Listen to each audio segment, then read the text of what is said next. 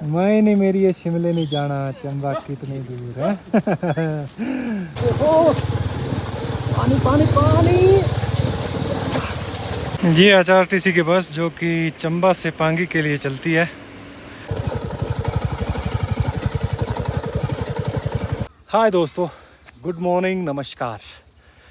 स्वागत है आपका पांगी वैली में। पांगी वैली में वैसे हो गए मेरे को 2 दिन। कल गया था मैं सुराल भटोरी, यहाँ का रिमोटेस्ट कॉर्नर जो है वहाँ। आज इस इलाके को अलविदा करने का टाइम आ गया। वैसे प्लान पहले था कि 1-2 दिन मैं और बिताऊंगा, आसपास एक्सप्लोर करूंगा, पर कल की बारिश, दिन में कल रात में बारिश हुई, इसको देखते हुए यहाँ से निकलना पड़ेगा, क्योंकि यहाँ फंस गए तो फिर दिक्कत होगी। नेटवर्क की भी प्रॉब्लम रहती है और रास्तों की कंडीशन आप जानते ही हैं। तो इसलिए आज लेते हैं एक और ख़तरनाक रूट, इंडियाज़ मोस्ट डेंजरस पास, साच पास, जो कि पांगी को चंबा से जोड़ता है। तो इस तरफ ऊपर रह जाता है किलाड़ और ये रास्ता जाता है किश्तवाड़। यहाँ से 4-5 किलोमीटर नीचे जाके हमको डाइवर्जन लेना है साच पास के लिए। और इस तरफ ये जो रास्ता देख रहे हैं ये जाता है लाहौल की तरफ, उदयपुर और मनाली वाली साइड, जिधर से मैं आया था। चलते हैं फिर। नाश्ता वाश्ता हो गया, आज मौसम काफ़ी बेटर है कल के मुकाबले। आज का रूट और भी ज़्यादा एडवेंचरस, रिस्की, ख़तरनाक, एक्साइटिंग होने वाला है, क्योंकि उदयपुर से यहाँ जब मैं आया वो था वैली के अंदर अंदर, रिवर के साथ साथ, और आज वाला है इसके अंदर पास की चढ़ाई है। ऊपर का माहौल पता नहीं कैसा होगा, और सारा नहीं तो ज़्यादातर हिस्सा आज का जो है वो ऑफ रोड मिलने वाला है, वो भी भयंकर वाला। किलाड़ की एक आखिरी झलक, रोड एंड्स हियर। यहाँ से किलाड़ से 5 किलोमीटर नीचे आके ये सीधा आगे जाता है किश्तवाड़ और गुलाबगढ़ की तरफ, और ये है अपना रास्ता आज का। यहाँ से साच पास है 40 किलोमीटर, चंबा 172 किलोमीटर। तो यहीं से आप अंदाज़ा लगा लो कि आगे कैसा रास्ता मिलने वाला है। हेलो जी, छोटा सा काफिला है, कुछ भेड़ें हैं, कुछ बकरियां हैं। ये आंटी जी इनके मालिक हैं, चराने के लिए निकले हैं। अब ये रास्ता पतला है, ख़राब है, वो एक अलग बात है, पर इस पे सफ़र करने का मज़ा बहुत है भाई। पता नहीं है, कुछ रास्ते बड़े एक्साइट करते हैं।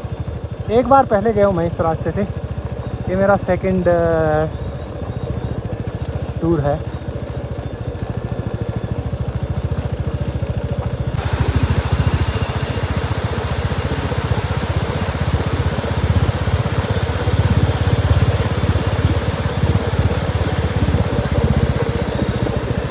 ये ब्रिज चंद्रभागा नदी पे बना हुआ है। ये बड़ा इम्पोर्टेंट ब्रिज है इस माउंटेन पास के रूट में, क्योंकि इस ब्रिज को अगर कुछ हो गया तो चंबा से पांगी जो है वो कट जाएगा। असल में अब देखो इसकी बनावट, इस तरफ इधर ये 4 बड़े बड़े तार अंदर कहीं बांध रखे हैं, और ये पूरी की पूरी नींव रखी हुई है।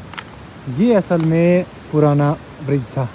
ये शायद पता नहीं अंग्रेज़ों के टाइम का होगा, कितने ही दशक पुराना।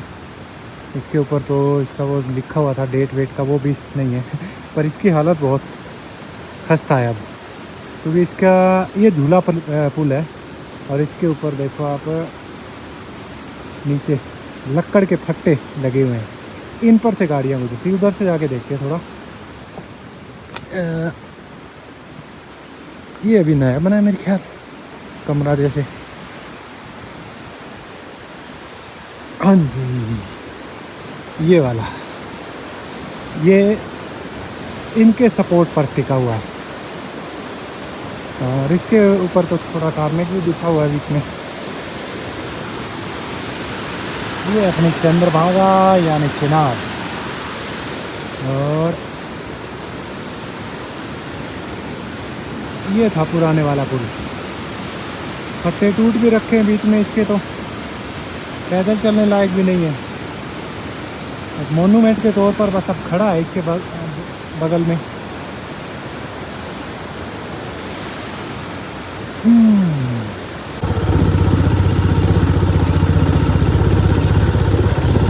वाह भैया, शाबाश शाबाश, खींच रहे मीटर। हो गया एडवेंचर शुरू।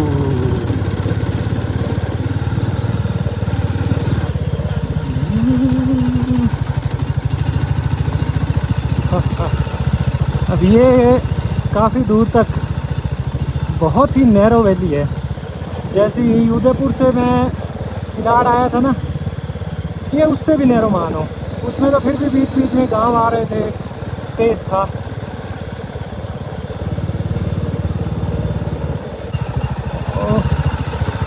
और इसमें एक ये भी है ना, ये एक तरफ तो पहाड़ है और नीचे जो खाई साइड का एरिया है, इधर नदी है, उस तरफ है ना पेड़ पौधे हैं। तो ये थोड़ी एक अलग तरीके की वाइब देता है स्टार्टिंग में।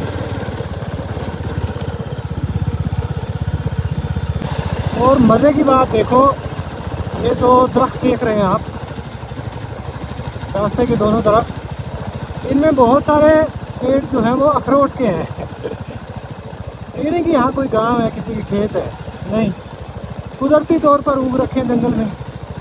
तो अगर आप किसी टाइम ऐसे मौके पर आते हो जब अखरोट पक चुके हो, इनका सीज़न हो, तो आपको अखरोट खाने को भी मिल सकते हैं।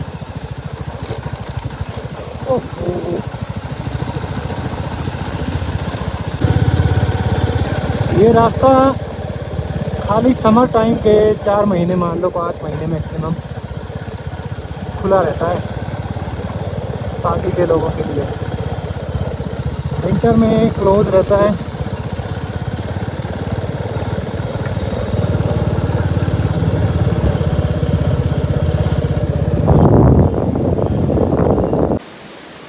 अब ओपन स्पेस होने लग गया है। जैसे जैसे हाइट बढ़ रही है, ट्री लाइन थोड़ा आगे जाके ख़त्म हो जाएगी और ये एज जो है ऐसे ही एज के ऊपर ऊपर चले गई। यहाँ एक वाटर क्रॉसिंग है और ये एजेस इतने ख़तरनाक है भाई। यहाँ तो कोई रेलिंग वगैरह भी नहीं है।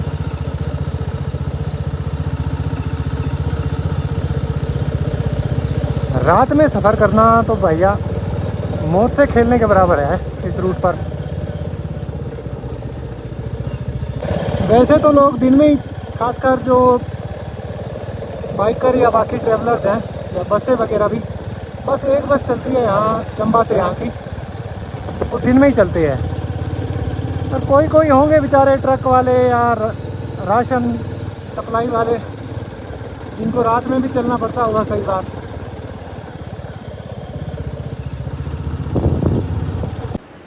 और ऐसे ख़तरनाक दर्राओं और रास्तों पे सफ़र करते टाइम लोकल देवी देवताओं का साथ बहुत ज़रूरी है। यहाँ एक छोटा सा टेंपल बना हुआ है और आते जाते सब लोग जो है लोकल मत्था टेकते हैं। यहाँ पर है एक तो, नीचे देखो कितनी गहरी खाई है, ये एज पर इसे ये बना हुआ है। और एक ऊपर जोत पर मिलेगा हमें। तो इनकी दुआएं साथ हों तभी इंसान का जो सफ़र है सेफली हो जाता है ऐसे इलाकों में। इतनी खूबसूरत हरी भरी वैली है। नीचे धाराएं अलग अलग इलाकों से बह बह के इसमें मिल रही है, ये आगे जाके चंद्रभागा में मिलेगी। वैसे ये टाइम तो बढ़िया है ग्रीनरी के लिहाज से देखें तो, क्योंकि पहाड़ों पर बर्फ़ पिघल चुकी है, हरी हरी घास फूट रखी है। हो सकता है ऊपर जाएंगे हमको काफ़ी सारे शेफर्ड भेड़ बकरियां भी देखने को मिले। बस बारिश का रिस्क रहता है।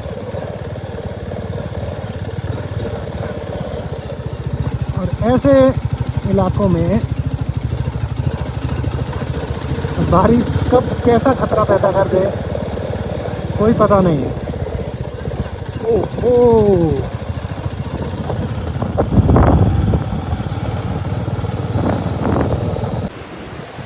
इस तरफ अपना रास्ता है और वैली में जो नदी के उस तरफ ना वो एक ट्रेल जैसी दिख रही है, वो मुझे लगता है शेफर्ड लोगों का रास्ता है। गद्दी लोग जो अपनी भेड़ बकरियां, उस तरफ देखो आप, उस पर हरियाली भी खूब है, घास भी अच्छी है चराने के लिए। और बीच बीच में कहीं कहीं मुझे लगता है यार ये कहाँ से निकालते होंगे जब इस तरीके के पैचेज आते हैं।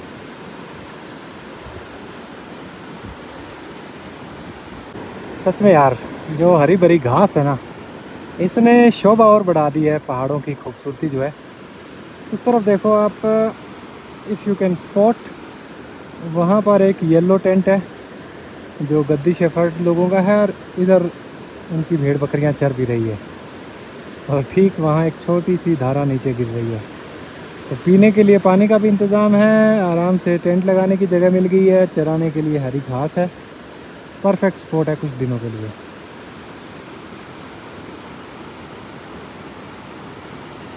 वाह, इस तरफ का नज़ारा पहली बार खुला है, तो मोड़ मुड़ के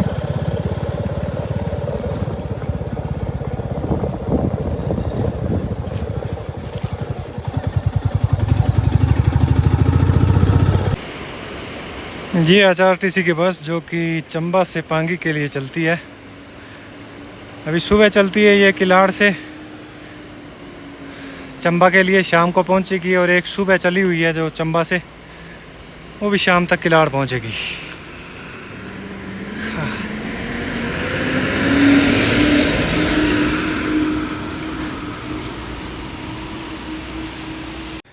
मैंने कुछ टाइम पहले एक ड्रोन लिया था और धीरे धीरे इसको मैं उड़ाना सीख रहा हूँ, नए नए फीचर्स। अभी रिसेंटली मेरे को एक नया फीचर इसका पता चला कि ये ड्रोन आपको फॉलो कर सकता है। आप फ़ोन के साथ जो ऐप है उसको, ड्रोन को कनेक्ट करो उससे। अब देखो, फ़ोन जो है अपनी पॉकेट में रख लिया और ये ट्रैक करते हुए ऑब्जेक्ट को फॉलो करता है। ये बड़ा कमाल का फीचर है यार, पहले मुझे आइडिया नहीं था। अदरवाइज़ तो स्पीति जैसे एरिया में तो कितनी मस्त फुटेज आ सकती थी इसकी। पर चलो ले, धीरे धीरे ही सही, कुछ ना कुछ सीख रहे हैं भाई। यहाँ तो पहला गियर ही ठीक है, देखो आप। ये क्या हो गया?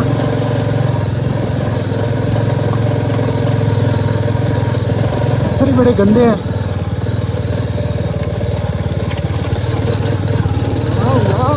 वाह, चलो बर्फ दिख रही है भाई आगे तो। ये है इस पूरे रूट का सबसे थ्रिलिंग, डेंजरस और एक्साइटिंग स्पॉट। ये जो बस इस झरने के नीचे से गुज़र रही है, झरना असल में रास्ते के ऊपर गिरता है। और बड़ी मेरी ख्वाहिश थी कि जब मैं वहाँ पहुँचूँ तो वहाँ मेरे को इस टाइप का कोई व्हीकल मिले जिससे बढ़िया शॉट आए ड्रोन का। और लकीली बस मेरे से थोड़ा सा पीछे थी जब मैं यहाँ पहुँचा। देखो कितना ज़बरदस्त लग रहा है ये। और ये पूरा स्ट्रेच है एक कुछ किलोमीटर का, जो बिल्कुल ही एक एज है पहाड़ का। इसको काट काट के एक नैरो पाथ ये क्रिएट किया गया है।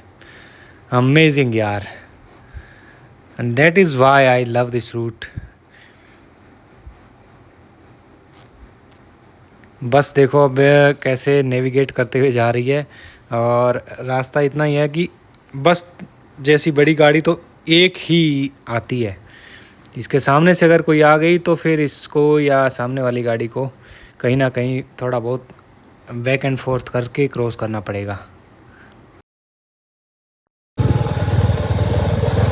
ये भाई इस तरह के 2-3 झरने आते हैं जो रास्ते के बिल्कुल ऊपर पड़ते हैं। ओहो, पानी पानी पानी, निकल गए।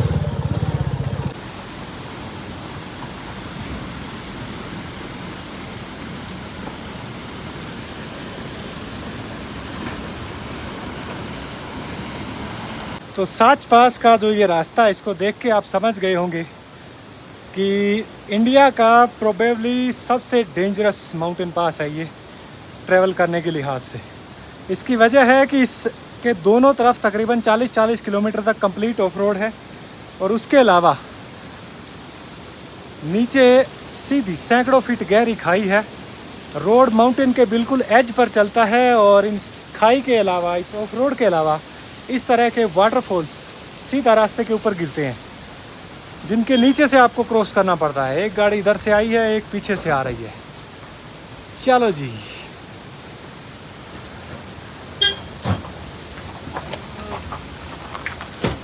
ये तो लोकल ही लग रहे हैं मेरे को।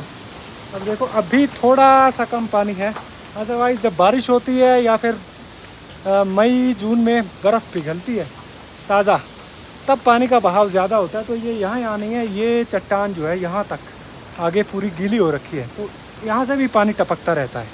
और इस एज पे चलना, देखो यार, स्पेस इतना है रोड पे कि एक गाड़ी आए मुश्किल से।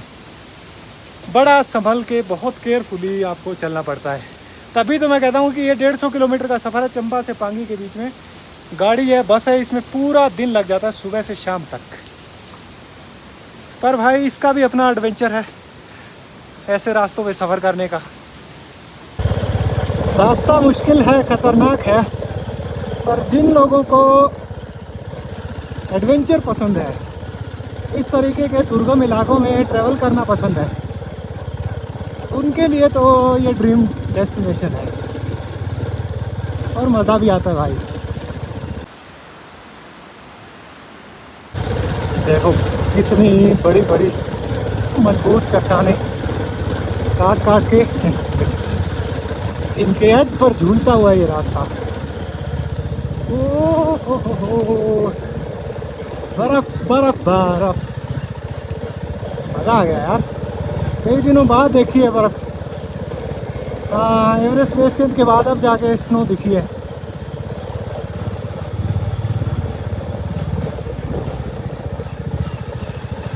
चेक कर, ओहो,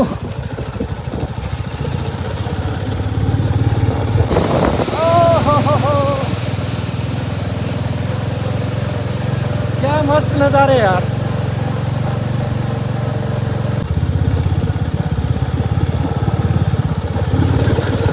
ओ भाई भाई,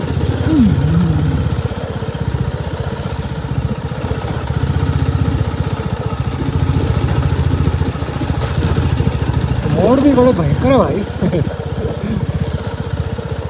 मोड़ों पर भी स्पेस नहीं है, कहीं थोड़ा बहुत होता है तो इस तरीके की साइड में अड़चन आ जाती है।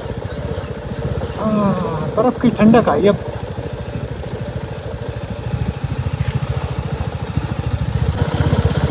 सामने 2 तंबू लगे हैं,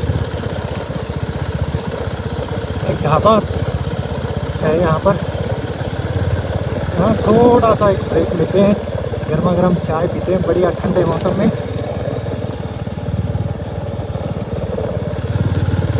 ये भी बढ़िया लोकेशन पे है, लोकेशन सेफ भी है, थोड़ी वैली ओपन है, और चारों तरफ पहाड़ों के नज़ारे, आसपास अब बर्फ़ भी है। 1-2 ढाबे हैं भाई। एक ढाबा ये है, इधर एक पक्का था भाई, पता नहीं गिर गया ये। और एसके ढाबा, भगोटू पांगी। ढाबे इस तरफ ऐसे ही हैं। पत्थरों से दीवार बना रखी है, ऊपर तिरपाल डाल के रस्सियों से बांध दिया इन्होंने। हवा चले, बारिश आए, बर्फ़ गिरे, नो प्रॉब्लम, इधर बैठने का इंतज़ाम है। और पीछे जेसीबी खड़ी है एक। और ये है अंदर का नज़ारा इनका, बिस्तर लगे हैं, यहाँ खाना बनता है, चाय बनती है, अंदर एकदम सेफ माहौल है। पहाड़ी गाने सुनो और इन वादियों का आनंद लो। इरादा तो एक चाय पीने का था, फिर भाई से पूछा, ये बोला कड़ी चावल राजमा चावल है। फिर कड़ी का नाम सुन के मेरे को थोड़ी सी फीलिंग आ गई भूख की। मैंने कहा यार लगा ही दो फिर थोड़े चावल लिया, थोड़ी कड़ी, एक गिलास लस्सी मिल गई। अब इससे ऊपर तो देख मेरे लिए कुछ नहीं हो सकता है, तो थोड़ा थोड़ा खाते हैं। अपना एक तरीके से अर्ली लंच कह सकते हैं इसको, हो जाएगा। क्या है ना कि पहाड़ों में आपको कड़ी मिल जाए, क्या ही कहने, लस्सी राइस, इतने में थोड़ा फ़ोन चार्ज हो जाएगा, आगे काम आएगा फ़ोटो वीडियो में। ये इसमें क्या लेके आया, दूध लाए कि लस्सी? दूध किसका है? बकरी का दूध। चाय बकरी के दूध की बनाते हैं आप? कभी कभी। नहीं, बकरी का दूध बड़ा स्ट्रॉन्ग होता है। दूध के बदले आपको कुछ पैसा मिले या कुछ खाना पीना? कुछ नहीं था। कुछ नहीं, ओके भाईचारा, ये भी ठीक है। गुड। कहाँ तक जाते हो फिर आप बेडू लेके? बस चिलकोट जाना हमने। हैं? चिलकोट ये कहाँ पड़ता? ये अदवारी है यहाँ से नीचे। ओके, फिर वापसी कब तक मुड़ते? वापसी 2 महीने बाद। 2 महीने बाद। और आए कहाँ से आप चले? आज तो हम उधर आए ना, क्या रानीकोट से। रानीकोट ये किधर पड़ता अपना? ये बस इधर सतरुंडी के थोड़ा ऊपर है। चंबा से नीचे पड़ता है? नहीं इधर ऊपर, बैरागढ़ से ऊपर। अच्छा, बैरागढ़ के आसपास, ठीक है। पर नीचे से भी खूब आते हैं ना? हाँ जी। ये नीचे ढाबा, बढ़िया लंच भी हो गया, थोड़ा ब्रेक मिल गया, फ़ोन की बैटरी भी थोड़ी चार्ज कर ली, अपनी भी बैटरी चार्ज हो गई चाय पी के। 12:30 हो गए, ठीक ठाक है अभी तक तो मौसम। यहाँ से थोड़ा और ऊपर, वैसे मेरे ख्याल है, क्या पता, शायद 10 किलोमीटर तो होगा। यहाँ से ठीक सामने वाले पहाड़ पर भी एक पतला सा डबल डेकर वाटरफॉल है, पर ऊपर चूँकि बर्फ़ अभी भी जमी हुई है, जो छोटा मोटा ग्लेशियर का हिस्सा है, इसलिए पानी उतना नहीं है। अरे वाह, ये तो ऐसा वाटरफॉल है जिसके ऊपर भी बर्फ़ है और नीचे भी बर्फ़। यहाँ 1 मिनट रुक के आपको तसल्ली से दिखाते हैं। उस तरफ असल में भाई, एक तो ये वाटरफॉल जिसका मैं बात कर रहा था, डबल डेकर, इसके ऊपर भी गिर रहा है, और इधर भी छोटी छोटी कई, मतलब टाइनी बच्चे वाटरफॉल जिसको कह सकते हैं वो है। तो इसमें देखो आप, इसके ऊपर भी बर्फ़ जमी है और ऐसा लग रहा है कि वाटरफॉल गिर के नीचे भी पूरी बर्फ़ जमी है। चेक, क्या नज़ारे हैं यार, कितनी कमाल कुदरत है।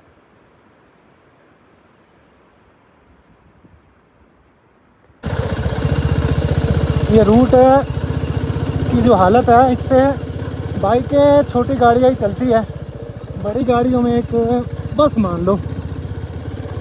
वैसे कभी कभार चलते हैं ऐसे ट्रक या ऐसे जो सप्लाई वाली गाड़ियाँ देखी हैं मैंने, तो पता नहीं अभी कहीं दिख रही हो। ढाबे वाले भाई से पूछा था मैंने, असल में वही मेरे से पूछ रहा था कि जो लाहौल में नाले आए थे वो ठीक हो गए क्या।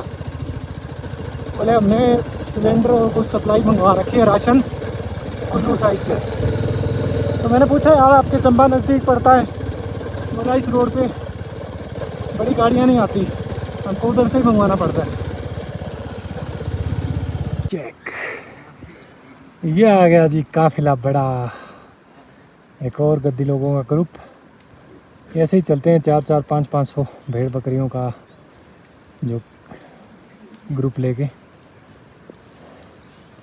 मई में नीचे से शुरू होते हैं, जून आते आते ऊपर से ऊंचे वाले इलाकों में पहुंच जाते हैं, जुलाई अगस्त इधर ही रहेंगे।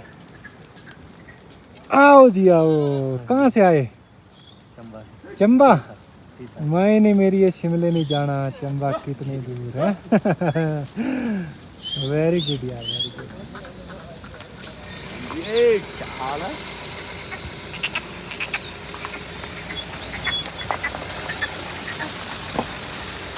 ये गाड़ी वाले भाई भी आराम आराम से चल रहे हैं, इनको भी पता है हॉर्न बजाने का कोई मतलब नहीं है।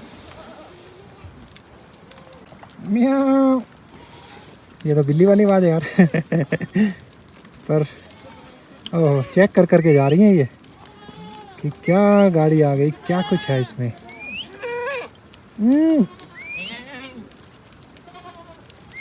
ऐसे ट्रैफिक जाम तो देखो आदमी खुशी खुशी घंटों बर्दाश्त कर सकता है, गाड़ियों वाले ट्रैफिक जाम की बजाय।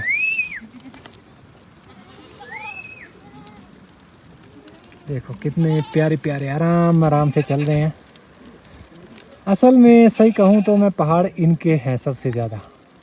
पहाड़ों पर किसी का अगर हक है तो ये पशुओं का, भेड़ बकरी और तरह तरह के पशु जो खुद और इनके पूर्वज कितने ही सदियों से इन पहाड़ों में आ रहे हैं, रह रहे हैं, चरते हैं।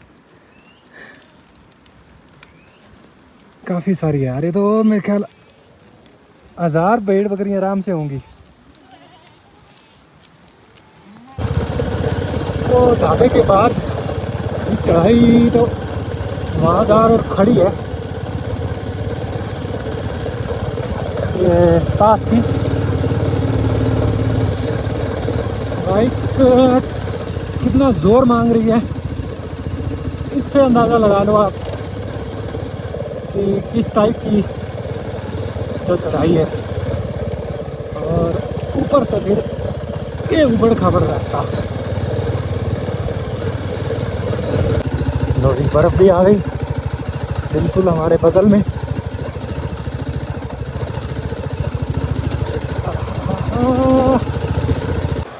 यहाँ से थोड़ा 360 व्यू देखो आप। इधर एक मशीन लगी है, आगे से जाके यहाँ से, और ये यहाँ पर है सर पास, सर क्या, सात पास। यहाँ चारों तरफ बर्फ़ के हैं पैचेस ठीक ठाक, इधर भी है। यहाँ नज़ारा थोड़ा बढ़िया है, प्लेन स्पेस है, ये ग्लेशियर जैसा जमा हुआ है बीच बीच में थोड़ा पिघल पिघल के, इस तरफ से स्ट्रीम बह रही है ना शानदार। यहाँ से क्रॉस करना है, कमाल। ऊपर से भी बर्फ़ पिघल पिघल के छोटी छोटी धाराएँ यहाँ आके गिर रही है, यहाँ से फिर सारा कुछ ये इकट्ठा होके और ये नदी का रूप ले रही है, और इधर से फिर बहते हुए जाती है, चंद्रभागा में जाके मिलती है।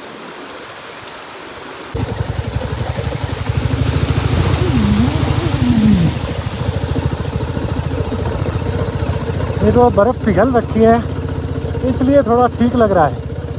महीना भर पहले जब बर्फ़ यहाँ थी खूब सारी, तब बड़ा मुश्किल था, तब रास्ता ये खुला भी नहीं था।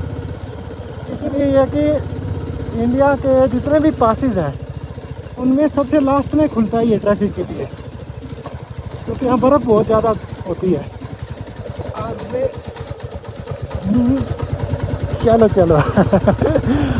तो ये है ना, एक हाथ में कैमरा है इसलिए थोड़ी सी चढ़ाई आती है तो रेस ये खुद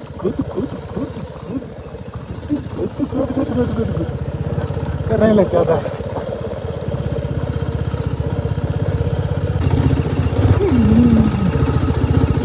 ये जैसी भी खड़ी है, अभी शायद इसीलिए खड़ी होगी कि कुछ गड़बड़ हो गई, मलबा मुलबा गिर गया कहीं बारिश की भी वजह से, तो क्लियर करने के लिए।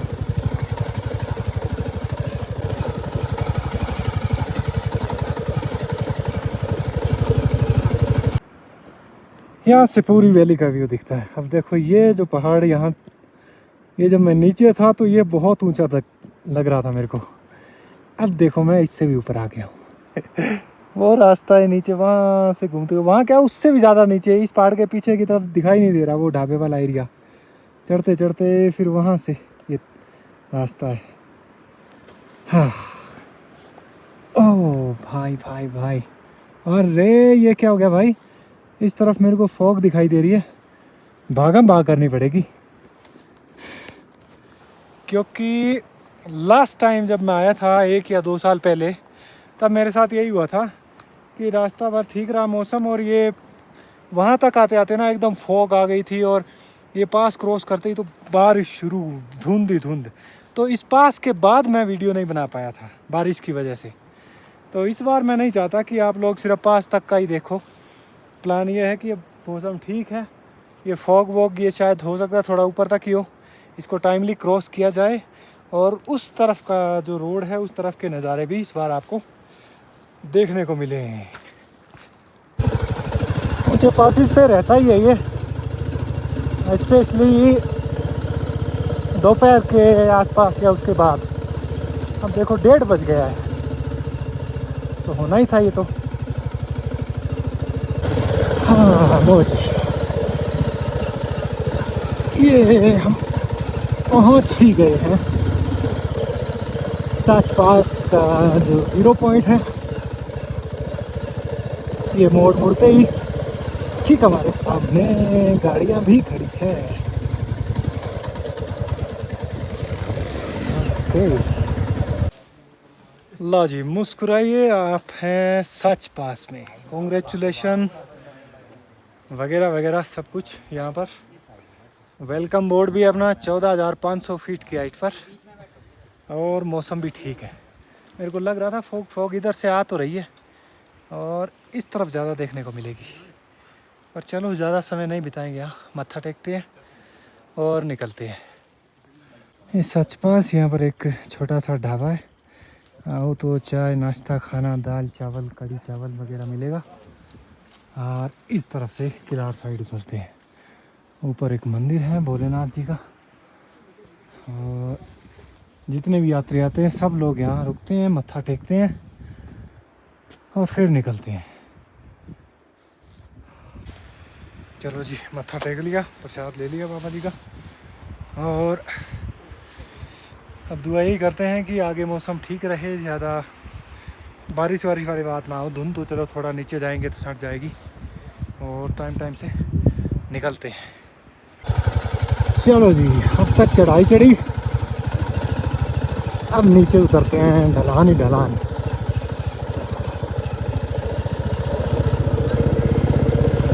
अब टेरेन तो देखो जैसा उधर था वैसा ही इधर रहने वाला है, क्योंकि पास के दोनों तरफ 35-40 kilometre of road he of road है। यहाँ से एक झलक, अब इस तरफ से भी जब चढ़ते हैं हम पास कैसा दिखता है। तो ये 0 पॉइंट है, यहाँ से मोड़ मुड़ के है भाई, पानी इधर भी गिर रहा है, पर चलो अभी तो ज़्यादा नहीं है, कम है। और इस तरफ तो ये पैच है भी लंबा पानी वाला। हाँ, यहाँ से चलते चलते पता नहीं कहाँ जाके नीचे ढलान उतरती जाएगी, और इधर ये देखो कितनी बर्फ़ इस टाइम भी जमी पड़ी है। धुंध मेरे को लग रहा है घेरा डाल रही है। अब देखो ये गाड़ी आ गई सामने से, तो बाइक निकलने जितना भी स्पेस नहीं बचता है कई सारी जगहों पर, तो साइड में रुकना पड़ता है आपको अगर कहीं ओपन स्पेस में हो आप। Thank you. ओ टन टन टन टन। चलो यार, पास के ऊपर की तो हो गई वीडियोग्राफी, अब ज़्यादा इंतज़ार यहाँ पर ठीक नहीं है, क्योंकि धुंध आ चुकी है।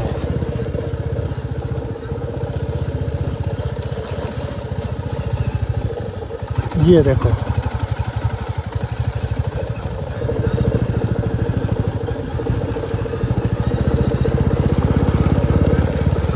अब क्या है कि धुंध में मामला और रिस्की लगता है। जब आप उस तरफ से चढ़ते हुए देख चुके हो नीचे, यहाँ तो नीचे दिखाई नहीं देता कि खाई कितनी गहरी है, और रास्ता ऐसा ही बीच बीच में मोड़ आ रहे हैं।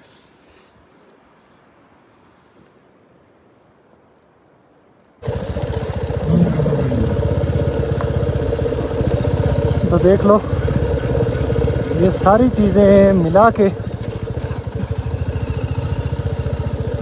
इस पास को इतना डेंजरस बनाती है। ओ चलो, बीच बीच में फिर ये है कि धुंध और थोड़ी रोशनी की आंख मिचोली चलेगी। पर भाई चढ़ाई से ज़्यादा ना डाउन हिल में ज़्यादा रिस्क रहता है।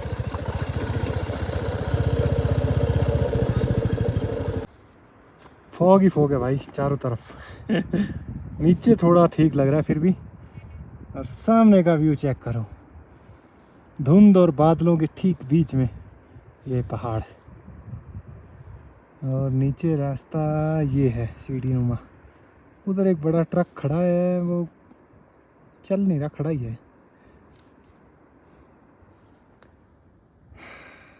चढ़ाई से नीचे उतरते उतरते 8-10 किलोमीटर नीचे एक दो ढाबे आते हैं। यहाँ थोड़ा मौसम ठीक है, नहीं तो धुंध ही धुंध है। ऊपर तो भाई दिख ही नहीं रहा था कुछ। और यहाँ से थोड़ा आगे जाके उसके बाद पूरा रास्ता तो नहीं, काफ़ी दूर तक हमें सामने दिख रहा है। ये ट्रेल आप हरी भरी घास के बीचों बीच देख रहे हैं, ये भी बिल्कुल एज के ऊपर ही।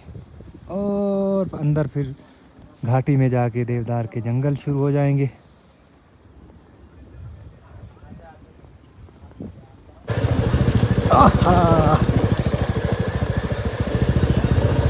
हरा भरा इलाका तो शुरू हो गया है, पर रास्ता अभी भी आगे मेरे ख्याल बता रहे हैं शायद 20 किलोमीटर और जाके फिर सड़क के दर्शन हो, तब तक तो ऐसा ही चलेगा।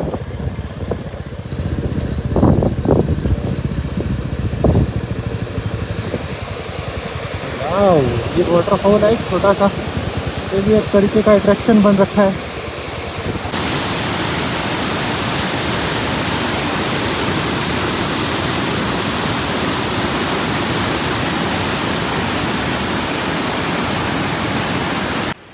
भाई इस रूट की एक बात माननी पड़ेगी, आपको इतने झरने, इतने वाटरफॉल देखने को मिल जाएंगे कि उसके बाद शायद आपकी कभी वाटरफॉल देखने की इच्छा ना हो।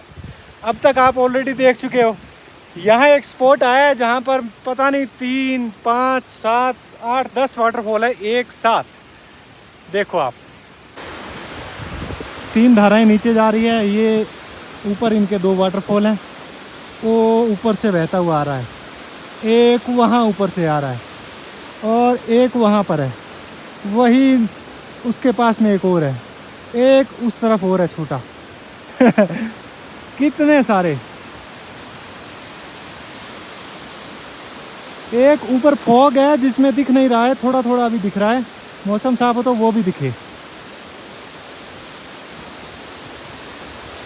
है ना कमाल का ये मोड़। ओहो, 3-4 वाटरफॉल तो ये बिल्कुल ही रास्ते के ऊपर है।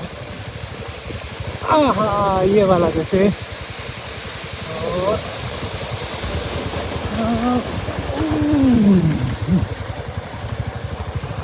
एक यहाँ पर और है। ये कितना मस्त है ना।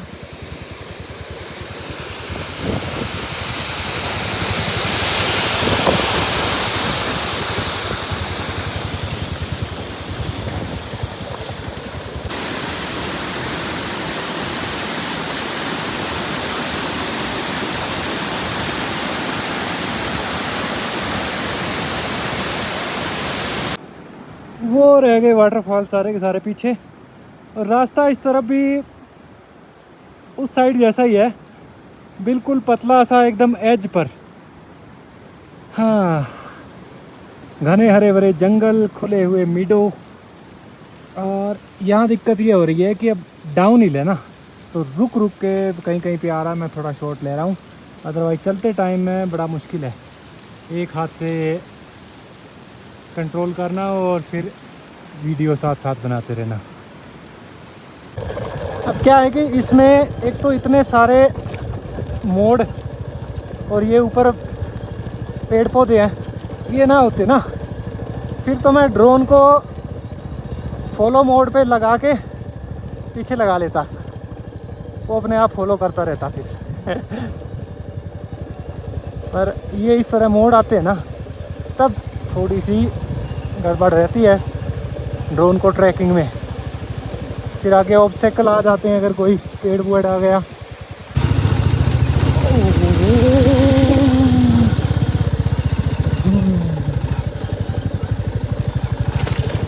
नहीं यार, जितने भी वाटर क्रॉसिंग आ रहे हैं ना, चाहे छोटे हो बड़े हो, अब तक मैंने जूतों को बचा के रखा है भीगने से, कि ऊपर उठा लेता हूँ मैं पैरों को, धीरे धीरे क्रॉस कर लेता हूँ। अभी पीछे एक छोटा सा ऐसे खड्डा जैसा था पानी का, अगला टायर उसमें लगा और उससे पानी मेरे राइट वाले जूते पर गिरा, भीगा। चलो बाहर से ही है वो।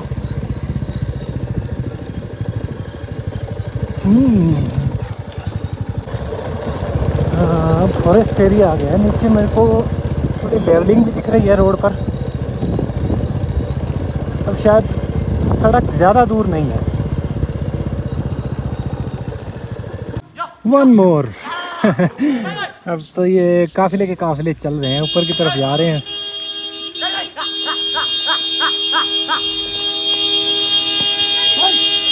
आराम से, कोई नहीं यार।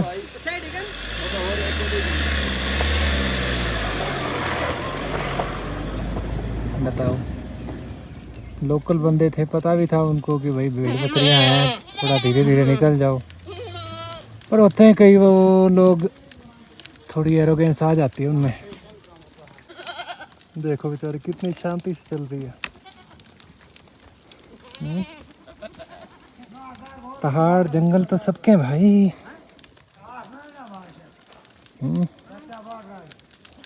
ये बंदे पैदल लेके जा रहे हैं इनको यार। अब गाड़ी में बैठा बंदा, उसको क्या जोर आ रहा है। Be gentle, be kind to everyone.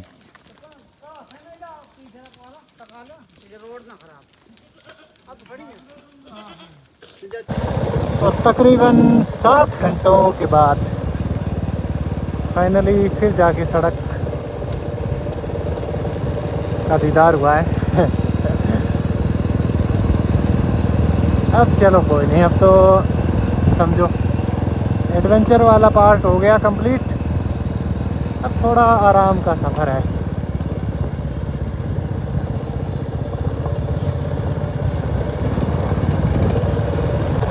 Spiti हो गया, लद्दाख हुआ, पांगी वैली भी मान लो आप। जब ऐसे रिमोट एरिया से ट्रैवल करके वापस हम ऐसे हरियाली वाले या नॉर्मल इलाके में आते हैं, बड़ा मज़ा आता है यार। एक अलग ही फीलिंग आती है कि हाँ चलो बैक टू सिविलाइजेशन टाइप। देखो कितना मस्त फॉरेस्ट है ना, दरख्तों के बीचों बीच ये पतला सा रोड।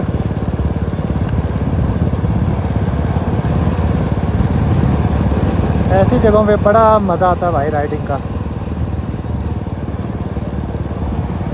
ऊपर से रास्ते भी खाली मिले आपको, कोई ट्रैफिक नहीं है, बीच बीच में कोई इक्का दुक्का गाड़ी। वो भीड़ बकरी वाला ट्रैफिक, चलो वो तो वो तो लेवल ही अलग है।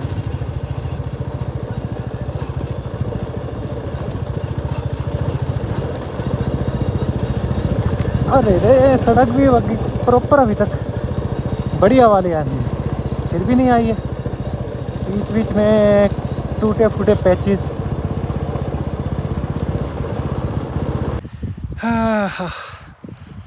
सच पास के बाद का भी ऑफ रोडिंग डाउन हिल, तो उसके बाद फिर घना जंगल। अब जाके एक साइड ओपन स्पेस आया है नीचे। इस तरफ पूरी वैली हमारे सामने फैली हुई। उस तरफ के पहाड़ दूर दूर तक के दिख रहे हैं, छोटे छोटे गांव उनमें बसे हुए, सीढ़ी नुमा खेत पहाड़ों के। ये रास्ता आगे जिस तरफ जाना है, और हमारे राइट साइड में ये पूरी वैली का व्यू रहेगा।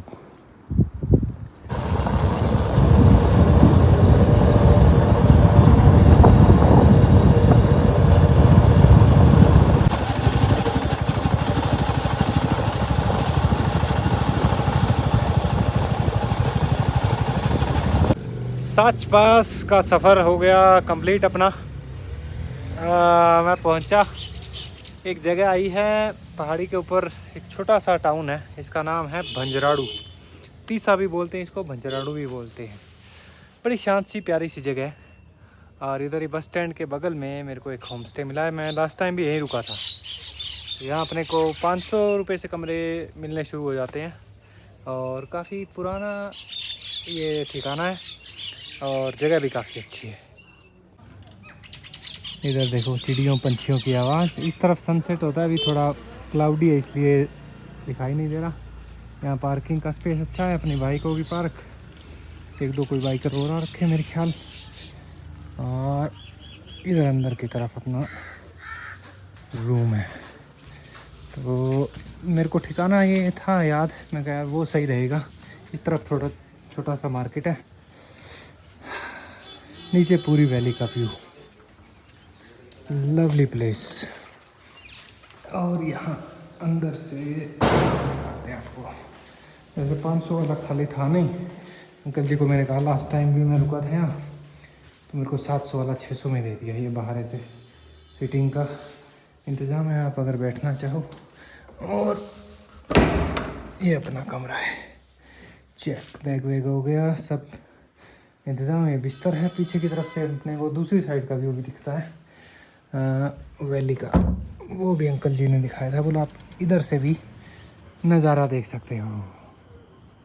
So that's it from this episode and probably this Spiti and Pangi circuit. यहाँ के बाद आगे था मेरा प्लान 1-2 दिन का। मैं सोच तो रहा था कि भरमौर साइड जाने का, पर मुझे लग नहीं रहा उस तरफ जाया जाएगा। तो यहाँ से अब मैं फिर रिटर्न ही करूँगा नीचे। और अगर कुछ बना प्लान 2-4 दिन का बीच में तो obviously I will update you. Otherwise मिलेंगे जल्दी अगले सफ़र पे। वो पता नहीं मुझे कहाँ का होगा, पहाड़ों का होगा, कोई और जगह का होगा, मैं फिगर आउट नहीं कर पा रहा हूँ। तो लेट्स सी कहाँ किन इलाकों में मिलते हैं।